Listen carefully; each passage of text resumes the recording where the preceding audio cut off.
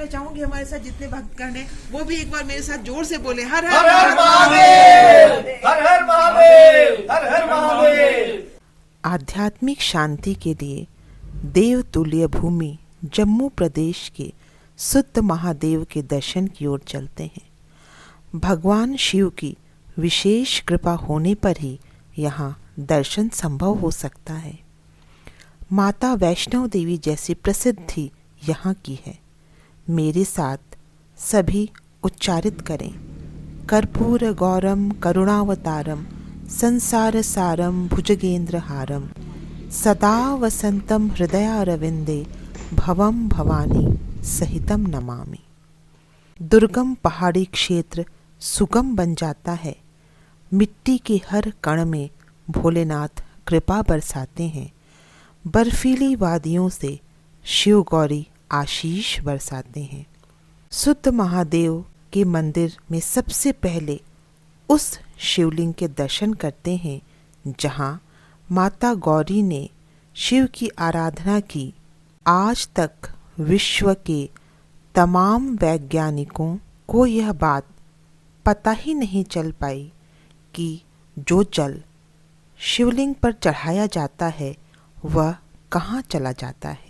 शुद्ध नामक राक्षस जो कि शिव जी का अनन्य भक्त था, वह माँ गौरी की पूजा में व्यवधान डालता था।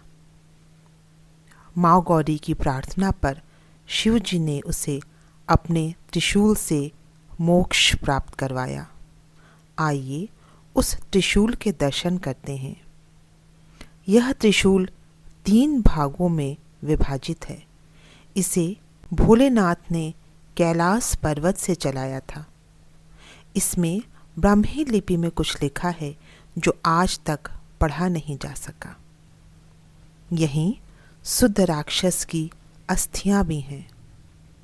एक अद्भुत शिवलिंग है जिसमें सदैव आंतरिक ज्योति जलती रहती है, अर्थात अंदर से एक ज्योति रहती है। मूर्ति स्थापना की कथा भी है।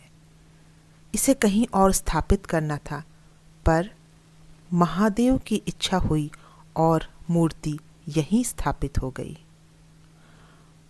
यहाँ के पंडित जी ने बड़ी सुंदर व्याख्या की है। जिनकी जो माता पार्वती इनका जन्म स्थान जो मानतलाई का, उनकी शादी हुई थी मान लीजिए माता पार्वती वहीं से स्नान करनी जाती गौरी कुंड में। चार कुछ भी गौरी कुंड है जब माता पार्वती स्नान किया और तब किया इधर आधे अंदर आके शिवलिंग की पूजा की जो माता पार्वती थी।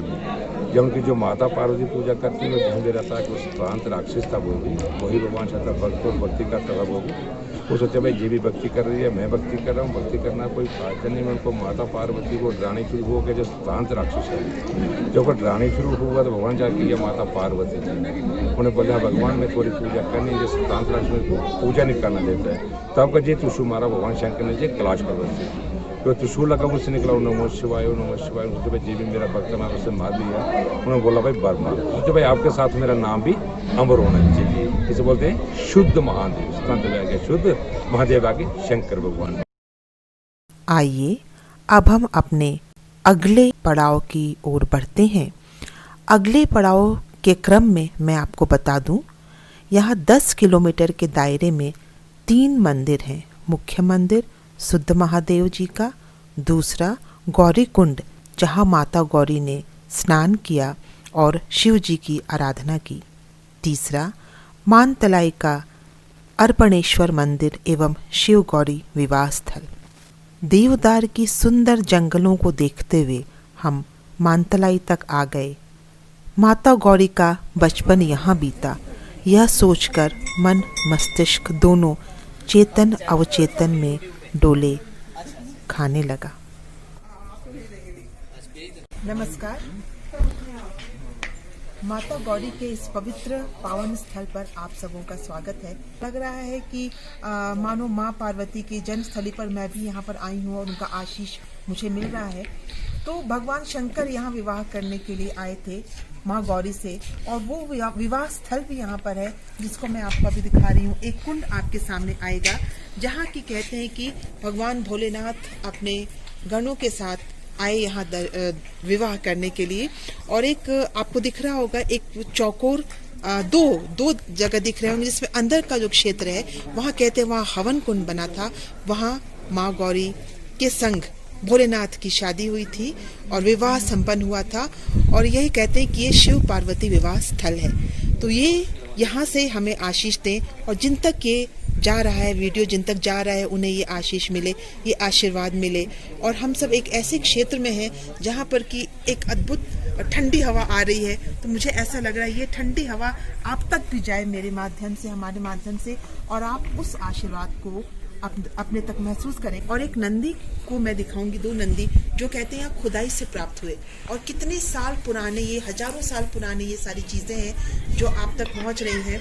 और एक कठिन दुर्गम स्थली है जहाँ पर हम आए हैं भोलेनाथ की ही कृपा से, माँ गौरी की कृपा से। और हम चाहते हैं कि आप सब इस कृपा को अपने साथ रखें। तो एक बार मेरे साथ सभी बोलिए, हर हर महादेव, माँ गौरी का आशीर्वाद आप तक मिले। मैं चाहूंगी हमारे साथ जितने भक्तगण हैं वो भी एक बार मेरे साथ जोर से बोले, हर हर महादेव, हर हर महादेव, हर हर महादेव। तो आप देख रहे हैं इतने दुर्गम स्थली के बावजूद, इतनी ठंड के बावजूद लोगों का उत्साह है यहाँ आए हुए हैं लोगों का। और ये सब मेरी कामना है कि सब पर भगवान भोलेनाथ का आशीर्वाद बना रहे। बहुत बहुत धन्यवाद। माता गौरी के नूपुर की ध्वनि अनायास हृदय में झंकृत हो उठी। आंखें सब कुछ कैद कर लेना चाह रही थीं। मन सब कुछ अंदर समेटना चाह रहा था। मस्तिष्क सब कुछ आत्मसात करना चाह रहा था, किंतु शरीर को कुछ भी सुध नहीं थी। वह किंग कर्तव्य विमूढ़ हो गया था।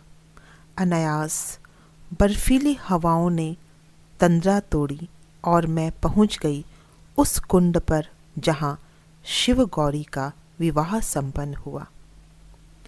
तालाब के बीचों बीच जो घेरा है वह यज्ञ वेदी बना, और यह चौकोर आंगन, यहाँ से देवताओं ने पुष्प वर्षा की। यह आंगन वास्तुशास्त्र का एक अद्भुत नमूना है। यहाँ से सब कुछ बराबर की दूरी पर दिखता है। यहाँ 2 नंदी बैल हैं जो खुदाई से प्राप्त हुए कई हजारों साल वर्ष पूर्व। अब आपको मैं वह प्रतिमा दिखाती हूँ माँ गौरी की जो विवाह के पूर्व की है।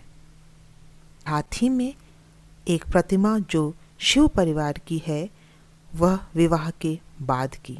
यहाँ शिव परिवार के समेत विराजे हुए हैं। कैलाश पर्वत से भोले बाबा बारात लेकर यहाँ आए और मैं भी उनकी कृपा से यहाँ खड़ी हूँ। यह चमत्कार नहीं तो और क्या है।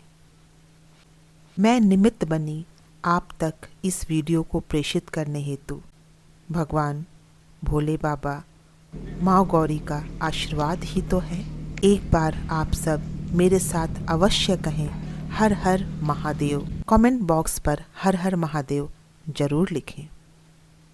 आप सबों को नया वर्ष, नया साल बहुत बहुत आनंददायक मिले, सुखमय हो, सभी स्वस्थ रहें, निरोग रहें।